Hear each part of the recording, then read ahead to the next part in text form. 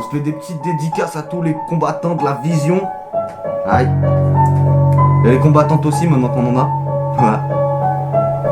Pas se foutre de la gueule du monde. Parce que un petit coucou au revoir de Rapologie. J'arrive et je décime la rime suivant ma logique.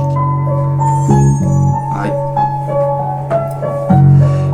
Paix momentanée pour une guerre éternelle. Il y en a qui l'ont déjà entendu, d'autres qui la connaissent pas.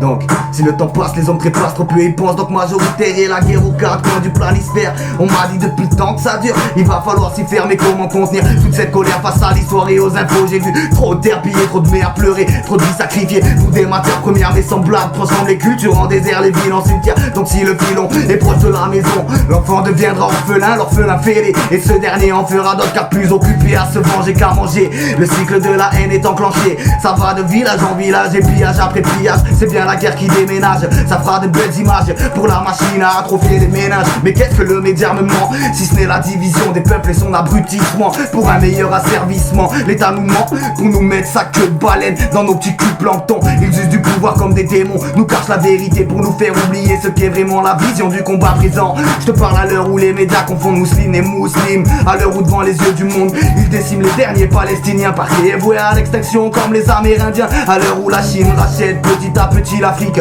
voyez-vous de nouveau le continent premier se faire piller par les puissances émergentes. Tu sais au fond faut pas fouvoyer, la populace n'est qu'une main d'œuvre pour marcher, pour faire plaisir à l'élite friquée et faire flipper les plus précaires. On prendra une poignée à renvoyer, bienvenue sur Air Charter, filer à dériver, des bateaux négriers.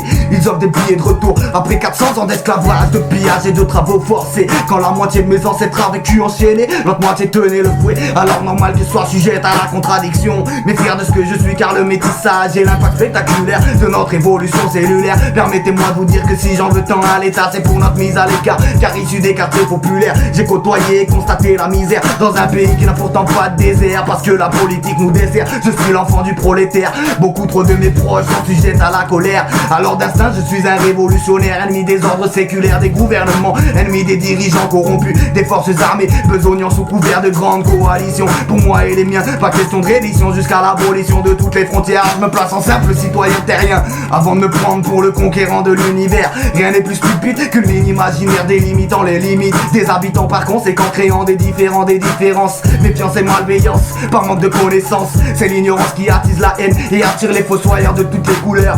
Allez savoir pourquoi les hommes se trouvent si différents du voisin qui a tout juste 2 générations été de leur propre sang. Et oui, je vis bien dans ce monde où l'homme est la pire des bêtes. Donc en attendant des jours meilleurs, je rallume mon pet et je me bute sec pour oublier ce texte. Je rallume mon pet et je me bute sec pour oublier ce texte. Aïe, big up à la vision.